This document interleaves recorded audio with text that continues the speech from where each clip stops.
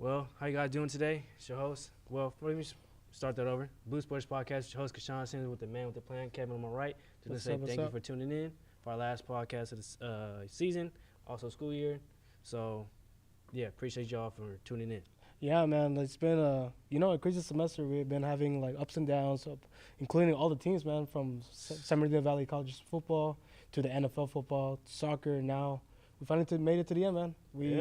It's gonna be a very fun podcast. Hopefully, the viewers that are watching from home or whatever they're watching from enjoy this show, and just make sure you guys comment down below what can we do next year on make the podcast even better.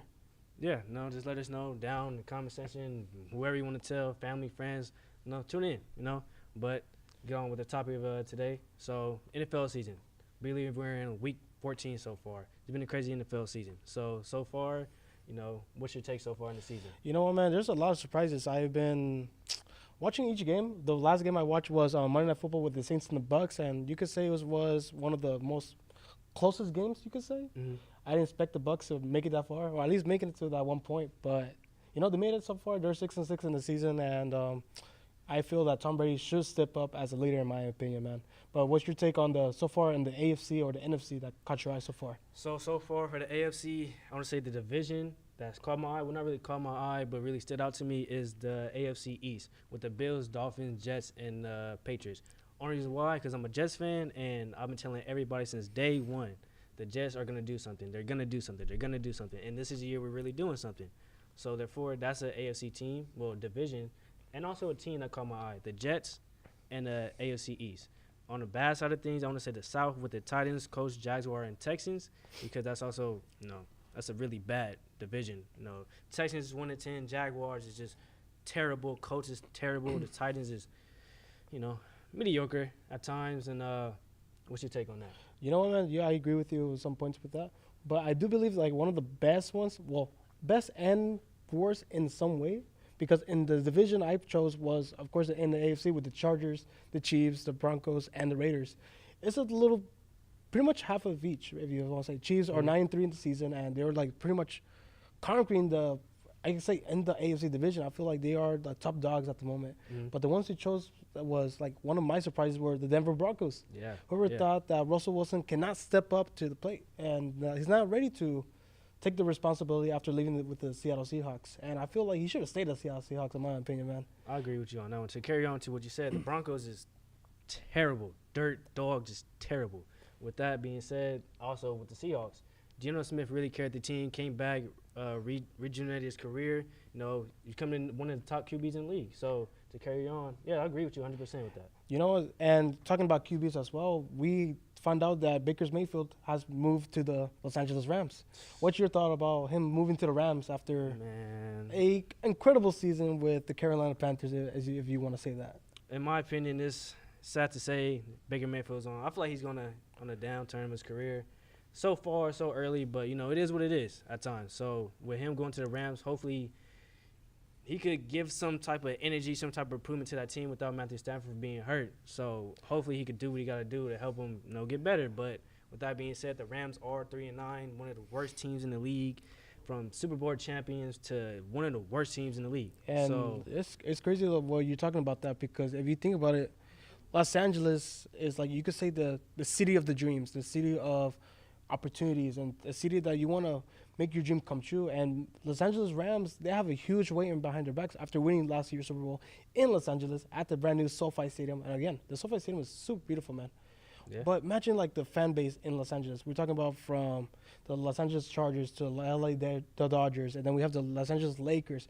There's a huge community in Los Angeles, the city of angels. Right. But the Rams is not representing what we're thinking of, because America was America's sport. Football. Yeah. Exactly. I don't expect the Los Angeles Chargers to make it far, which they're having a way better season with a 6-6 record. Yeah. But being Super Bowl champions, winning at home, brand new stadium, like it's just a perfect ending to a beauty story, man. Yeah. It's just crazy, and I feel the Rams are not stepping up to the plate, like I said, and bringing a QB like Baker Mayfield might change that. It might, but I don't think they're gonna finish the season strong. They're not going to finish it off strong. I agree with you with that. I don't think they're going to finish strong at all. I mean, it is what it is at this point. One of the worst teams in the league, worst in the division is it's just sad. It's just sad, honestly. It's sad Well, to see. again, we're talking about QBs again, and we got to talk about Aaron Rodgers and Tom Brady. You could say Man. those are the GOATs, the legends, the one of the greatest time of all times. Mhm. Tom Brady, I have not seen Tom Brady on his full potential so far. Right. You know, with barely winning against the Saints on Monday Night Football, and I'm telling you, as a Bucks fan, like I've seen worse QBs. I'm talking about Jameis Winston, man. Jameis Winston, I've been through the worst. But what I'm trying to figure out is that Tom Brady, he has high potential. He is one of the top guys, in my own opinion. Winning the Super Bowl in his very first season with the Tampa Bay Buccaneers at home. It's just hard to believe that this is not the Tom Brady I've been seeing like 2 seasons ago. If you want to make sense about that. Yeah. But what do you think the Tom Brady has to do now with this team? Again, they don't have a bad team. We got Fournette, we got Mike Evans, we got Chris Godwin, top guys in the team. Right. What can Tom Brady and the team do, at least trying to get out of this hole that they're stuck in right now? I believe what Tom Brady has to do is be a leader. That's all he has to be. He has to just be a leader. At the end of the day, it is what it is with that. Carry the team. He had a rough first couple weeks. In Yeah, the beginning of the season. so far he had like 3 picks, I believe, right? Yeah. 3 Like, come picks. on. Yeah. Like, it's Tom Brady we're talking about. Arguably the greatest of all time. Some people, top 5, depends on who you asking. But I feel like for him, he just need to be a leader, continue what he got to do. And do I think they can win the Super Bowl? No. But I feel like they will just make a push in the playoffs. But you know what? If you really think about it, the Bucks are getting very, very lucky because in their division in the NFC South, we're talking about the Falcons, the Panthers, and the Saints. I can't say nothing about the Panthers because I don't want to shoot their foot anymore because they lost, again, Baker Mayfield, supposed to be like the replacement from Cam Newton and Darnold. Yeah. And now losing a guy like Christian McCaffrey heading to the 49ers, which 49ers are 8-4 right now after that, I guess that's transfer. Yeah. So you could see what a big difference with one player can make. Yeah. So same thing with the Tom Brady. That he needs to try to find a way to step up because right now at the moment he's facing the Cowboys in the 5th seed for the playoffs. And right now with the Cowboys, they're a great record. I know you have info about the Cowboys and I guess the NFC South. I guess one of the best divisions. I believe you're talking about. Yeah. So with that being said, the Eagles. No one thought the Eagles would be 11-1. No one thought about that. Yeah. Cowboys. In my opinion, the Cowboys are the best team in that division. Yep. But the Eagles have the best record. So I think out of that division, I believe the Cowboys will win and come out that division. Eagles, we gotta see what they can get through after this. But Cowboys, man, Cowboys. Because is Cowboys. I do have the Cowboys as my top team, if you want to say. So if you remember earlier, like Rams were like one of my surprises teams. The Cowboys were my top teams, and then Panthers are my bottom team. They're like literally the worst team I've seen so far. And again, I don't know how you're gonna do after losing a great QB. He's not the greatest QB, but he had potential. He did a good games against with the Browns last season. Right. And I feel this could have been like a very good way to start a brand new fresh start of the next season. I feel you. Also, to carry on what you said about the worst surprise and best team. My best team this year is the Jets. Jets fan, Jets Nation, stand up. We get down. Mike White is that guy. Zach Wilson is probably not going to be our quarterback no more, but that's a different story for a different day. My surprise team this year is the Seahawks. After losing Russell Wilson, no one thought they were going to be, a good at least. No one thought they would be good. Top contenders at least. So with Geno Smith stepping up to the plate, DK Metcalf doing what he got to do, defense is being solid. They're surprising me this year. It's been doing real good. Yeah. And then my worst team this year is the Broncos. The Broncos. They are sorry. I'm sorry to say that. They are sorry. Russell Wilson just took I don't know what happened with him. Team 3 is not Team 3. Russell Wilson is not that guy no more. As of right now, he's not that guy. But it's just sad to say that offense isn't clicking. The defense is good. The offense is not clicking. No one thought the Broncos would be 3-9. Like 3-9 with Russell Wilson, one of the best QBs of our generation. If you think about it, he made it to the Super Bowl against the Patriots. There's no reason that he's the same guy. Yeah. He just needs to find the same potential that he had back against the Patriots back in the Super Bowl. Yeah. But if you think about it, the last time the Denver Broncos were like, I could say, a top team was back with Peyton Manning when he played against the Carolina Panthers. Yep. So Russell Wilson has to find out, because right now he has a huge responsibility for Denver Broncos. Yeah. When we saw Denver Broncos selecting Russell Wilson, we thought, oh man, this is going to be a brand new start for the team. Great competition in the division with the Chiefs, the Chargers. It's a great team. It's a great freaking place and table. And it pisses me off all the time about that, man. It's Yeah. just crazy about that. Uh, But now we're talking about the AFC and the NFC. The question that everybody wants to know is who you think is going to win it to the Super Bowl? Well, make it to the Super Bowl at least. So I'm about to be biased again. I'm a Jets fan, and I'm not being, delusional or whatever. I really think we have a chance this year. The Jets can really make it to the Super Bowl. Reason why I say this, we have a good defense. Our quarterback is solid. He's solid. Mike White is solid. So, Jets for the AFC. For the NFC, that's where things get kind of sticky. So, I'm going to say the Vikings. The Vikings, I believe they can make the Super Bowl. Offense is clicking. Defense is clicking. Justin Jefferson is one of the best receivers in the league, if not the best. So, I got the Jets and the Vikings, my opinion. No, that's a good Super Bowl. Something different from everybody else that you could think of. I'm going to keep it real, in my opinion. I'm going to keep it real. So, I'm going to have the Chiefs making it to the Super Bowl once again. Winning it? No, they're not going to win it. The reason why I say that is because we're going to have the 49ers coming out of nowhere. We're going to have the 49ers coming up to the top. And I'm sorry for the Cowboys fans. I'm telling you, the Cowboys are a great team. Yeah. I don't like them. But every year they say the same thing. This is our year. This is our year. You know what? You guys are going to get stomped by the 49ers, man. I feel the 49ers could catch up, make it to the Super Bowl, and hopefully win the whole thing. Bring the trophy back to California with a real California team. A real California team. I feel y'all know. I mean, those aren't bad picks at all. 49ers got a great defense. Also, about the 49ers, both of their starting QBs is hurt, Trey Lance and Jimmy Garoppolo. So, their third-string quarterback was the last pick of the draft, quote-unquote, Mr. Irrelevant. Came in, won them the game. Won the game. Mr. Irrelevant became relevant. So, they actually might have a chance this year. You know what? Like, just 4 games, that's why I think that he should start. Just hold on to the pedal. You're right there, trying to get that first seed, and then just work your way up from there. That's what I say myself. I agree with you. Now, another thing that's going around the world right now, the World Cup. Oh, What's your opinion on the World Cup so far? Man, the World Cup has been one of the most craziest stories I've seen so far. Top teams going down, small teams going big. Man. And I feel that one of the most craziest ones I could say so far. So we just found out that the quarterfinals are going to be Argentina, Netherlands, Brazil, Croatia, Morocco, Portugal, and finally the team that I really enjoy watching is England versus France. Right. So who you think is going to win? Let's say, for example, Argentina, Netherlands. Who do you think will get out in that game? I have Argentina winning that game. One reason, Messi. How about Croatia and Brazil? Brazil. How about France and England? That's where it kind of got sticky for me, but I got France winning. And finally, we got Portugal and Morocco. Portugal, Ronaldo. You know what? Now I agree with you with these ones. We have the exactly same thought. So now let me try to finish up for you, okay? All right. We have the semifinals, Argentina and Brazil. 2 great attacking teams. We have Lionel Messi. We have Neymar, best friends since Barcelona. Right. And this is a South American teams that you can't get your eye off of this team.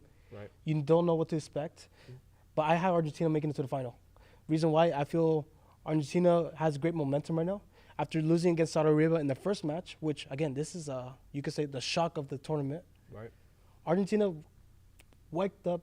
They're ready to go. They said, you know what, Messi, we're going to give you that trophy right there. So I put him in the final. Now, Portugal versus France.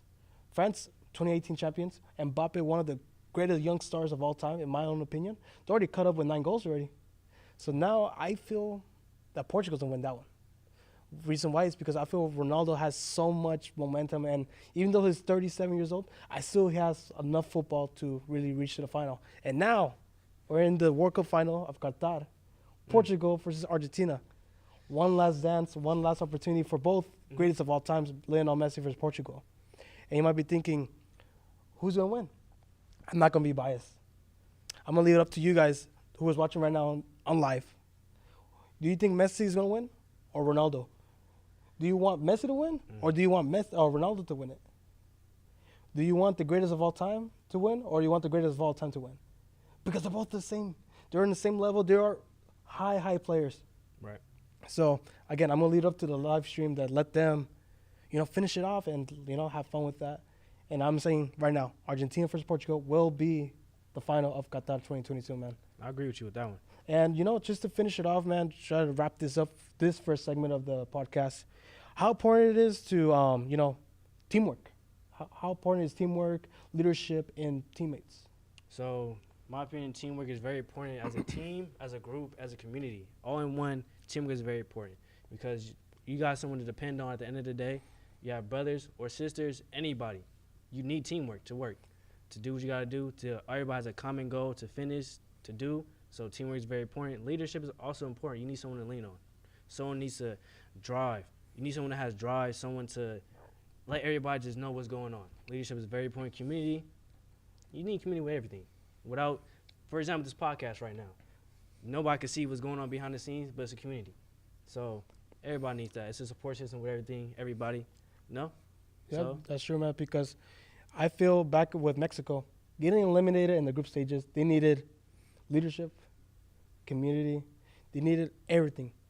Not just in the coach in general, because Right. most people blame the coach at first. Mhm. You know what? It's not just the coach. It's the whole league, entirely the whole league. Let's bring it back to 2017. USA has not made it to the World Cup in 2018. Reason why? Not because of the coaching staff, not because of the players, but the whole program in general. right. And I feel this is what happened with Mexico this time. Mexico does not have high potential attacking team, if you want to say that. Mhm. In the Mexican league, they don't have as much fan base. They don't have as much money to spend on brand new players. And it's always it's a weird thing though, man, because there's 18 teams in the league, Mhm. but top 12 qualify. There's no competition there. Nah, You could get the worst team versus the best team, and they're going to get eliminated like that. easily. But if you go back to the Major League Soccer in the United States, they have a total of 32 teams, split it into different sections. Mhm. Top 8 qualify, and then they have quarterfinals, semifinals, and then the final. That's a lot. But no, Mexican leagues, out of the 18 teams, top 12 qualify. Right. There's no competition there. Mhm. And there now the Mexican fan base is figuring out, why didn't we qualify out of the group stage? Because you guys weren't prepared. Not because of the coaching staff, not because of the players. In general, the Mexican league was not ready to face Poland. They weren't ready to face Argentina. They weren't ready to face Saudi Arabia. So I believe that this is important that like you explained, it's important to have leadership and teamwork, not just in the team in general or the program, but around your community. Yeah. So can you explain to me one more time, man, like what can somebody like that move forward from there? How can we finally move forward? Like, you know what? Out of this rough season, how can I move forward from here? I feel like to move forward in a situation like that, you need to be humble. Everybody needs to be humble. Sit back and really reevaluate yourself and your team. Because that's what you really got to do at the end of the day. You got to just be humble, stay to yourself, and stay true to yourself. Because without that, you don't have nothing. So in order to get out of a rough patch, out of anything in the world, sports, life, just anything in general, stay true to yourself and be humble. That's all you got to do. No, that's right, man. So, again, this will be the end of our first section. I want to say thank you. And you want to say any last words to your fellow audience right here live on the stream, man? So I got a couple things I got to say. One, the Jets are going to the Super Bowl. It's Clipper Nation.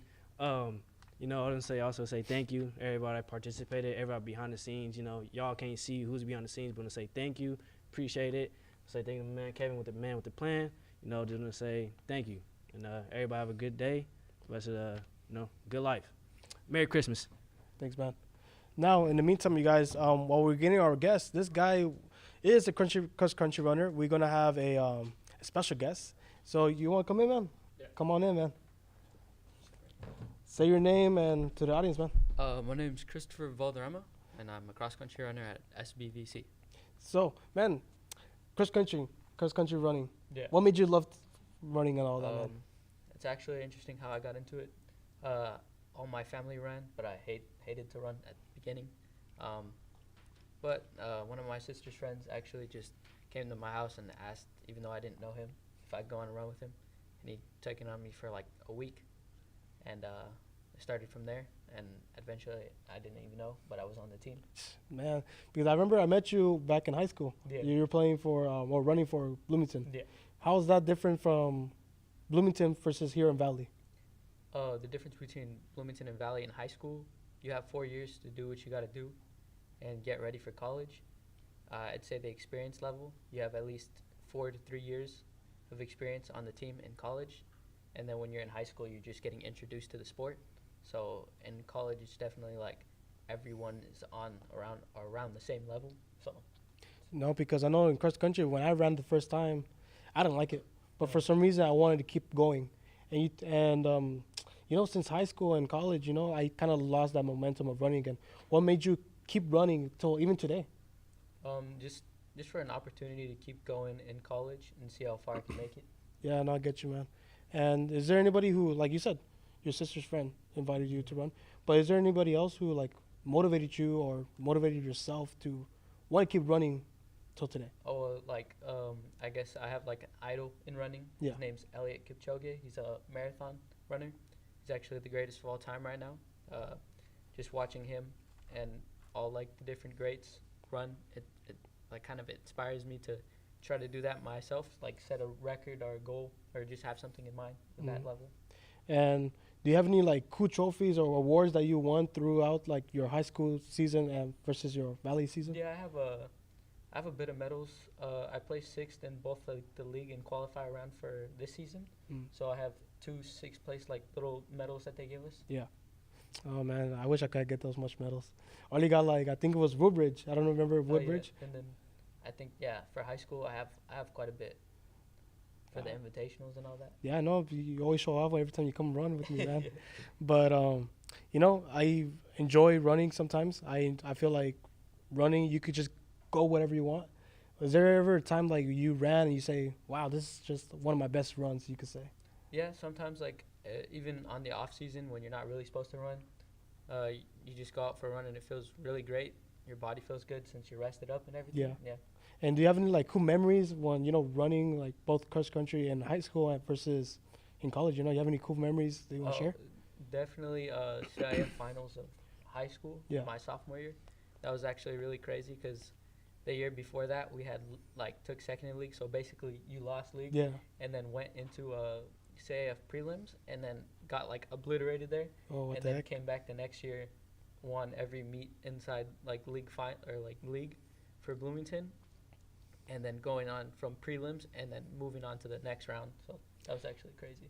Oh, that's a good one, man. That's pretty cool. So you said cross country season's finally over. Yeah. It finally ended. So what's the recap, man? Like I know at the beginning of the podcast that we took, I believe back in September, you had goals you have approached. Have you met those goals? And how, again, what's the recap of your season? Yeah, I've gotten pretty close to the goal I've set of 21:20, which is a 16 flat for the 3 mile mark, 5:20 average per mile.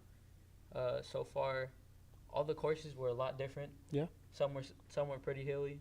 They were pretty fair ground for everyone. Definitely making to the state meet and going to Fresno was really cool. Regionals, I have to say, before the qualifier to get to the state meet was actually probably one of my best races. It was a big field. We took off pretty strong. There was at least I'd say 200, 300 runners on that field. Yeah. It was pretty scary at the beginning, but we had a team plan and we were going to get out there and get our spot because it was top 12 that move on. I think we had got 10th to move on and we got to go to Fresno. We had a great experience over there. We got to go get we had some Italian place over there. Is there pasta? Yeah, it was pasta. Damn, man. That sounds good. And we got to run at the course the day before. There was a lot of people watching, so that was making it pretty nervous, exciting. The only thing that went wrong at that part was a few of our teammates started getting sick. Oh, okay. So the connection that we had for our top 7 runners that would be in 50 seconds or a minute. Yeah. Was just stretched out. It's just a huge gap pretty much between them. Yeah. Just a huge gap. But I'm pretty sure that was pretty much summing in for everything. No, man, that's sounds like a very fun experience after this whole season. Yeah. So now completed the season with completed your goals and making new friends and visiting new places. What's your next goal for next season? What is you said you already completed this. Now what's next for us? Oh, for the next cross country? Yes, sir. Oh, for the next cross country season, I'm saying top 3 in state as a team are winning it all. And as an individual, I want to place in the top 10 or get as close as I can to first. And you did tell me about as well that you are going track season. Yeah. So what are you going to do for track? For the track season, for the events I want to do, I'd say 1,500, so 100 meters shy of a mile. The 5K, 3 miles plus 200 meters, and then the 10K towards the end of the season. Oh, man, that's a lot of running. You try to keep yourself busy all the time. Yeah. Then. And this is an important question that most people want to know is what's the difference between track and cross country? The difference between track and cross country? Because most people will confuse it. I don't know Yeah. why. I know the difference, but you as a leader of your teammates, and you know pretty much the difference, like since day one. Yeah. So you go from there. You explain what is the difference between track and cross country. I'd say the two, like, let's say the aspect of cross country is more of like building a team bond, like just having everyone at their full potential, just being able to run together and use each other as an advantage to keep pushing past your limits further on into the race.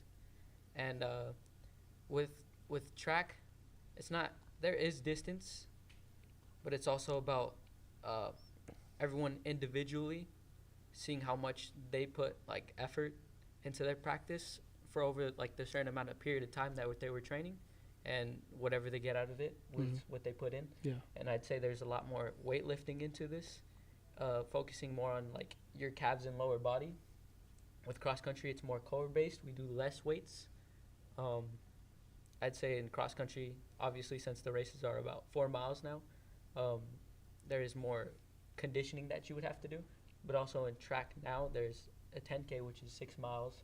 And so the conditioning from going 50 to 60 miles a week, probably stepping it up a bit more from 60 to 70, depending on which event you do. For sprinters, I know they have to practice on blocks and all that, form. So. No, I get you, man. So I was wondering this too as well, that when you start a race, you get nervous. I remember when I first started racing and everything, I was nervous. My hands were shaking. Yeah. And, I just didn't want to do it at the end. You get those nervous, like you don't want to do it anymore, but you still have to do it. You're already here at the moment. You're at the line. You can't get out here. So what is your mindset when you're at the finishing, at the starting line versus the finishing line? At the start, I'm not gonna lie, I'm actually like really nervous most of the time. It's kind of scary to see like a bunch of people at your same level that you're not used to in high school, and it's just like, dang, you have to really respect and show people props for actually coming out this far to like that certain level. And I guess I could say at first I'm nervous, just like you said, and once it really just starts, you're just like, oh, I gotta win now, Yeah. So it's really good.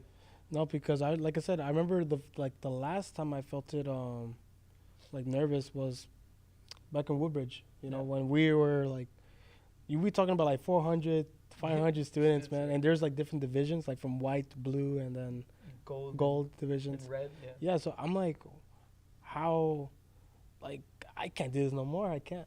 No. So, for the students that are helping out or like wants to know more about cross country and learn like the new sport, because I didn't know nothing about cross country until the first day, until I tried out and everything. So I was wondering that is it important to know what to do before you run, or just learn like literally at the day of? Wait, repeat that again? Oh yeah. I said so.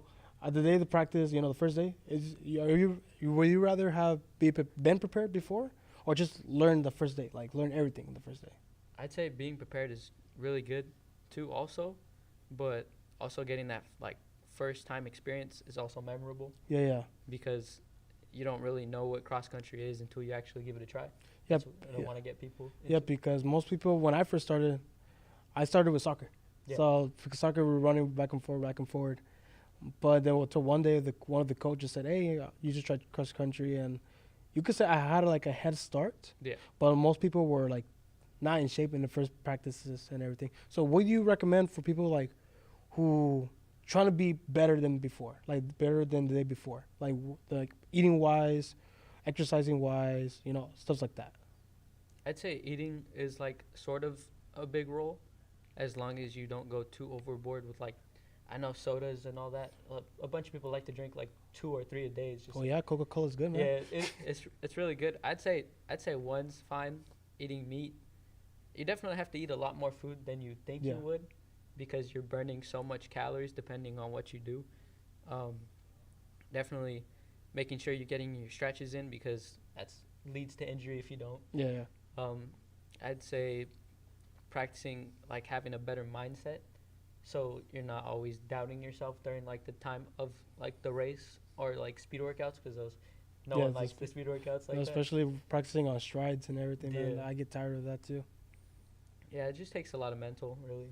And I got two more questions that I wanted to just throw out there, man. Like after this cross country season, this track season, what's next for you? Like I know you could be in school forever, but I mean, like, is there any other things you want to do outside of that after like you completed your goals? If you want to say that to yourself. Oh, let's say like out of college. Yeah. So pretty much, you did everything you have to do. You completed your goals out of college. Are you gonna continue running, or are you gonna go competitive running? You join marathons, or I'd say I want to go to competitive running in the Olympics, and if not that, the competitive running in marathons.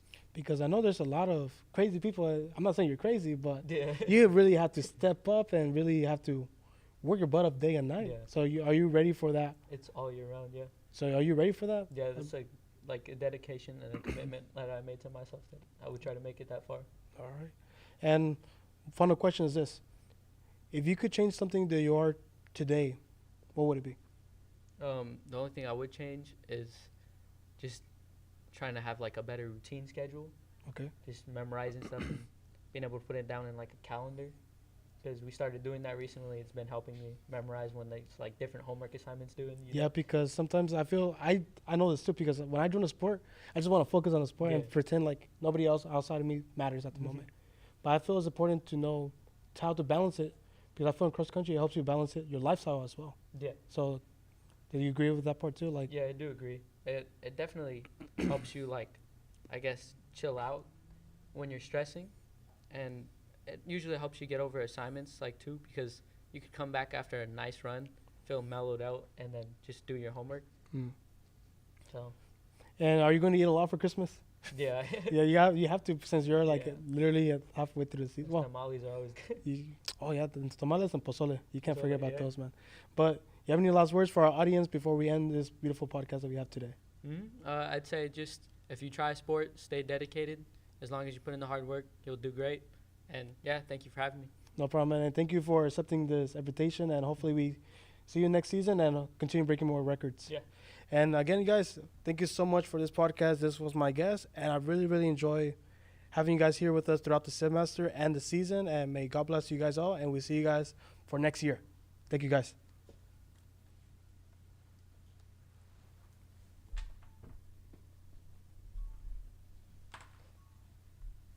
Wow, that's the last one.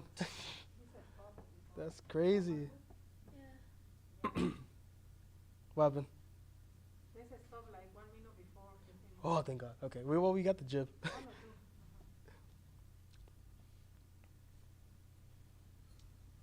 We good? All right.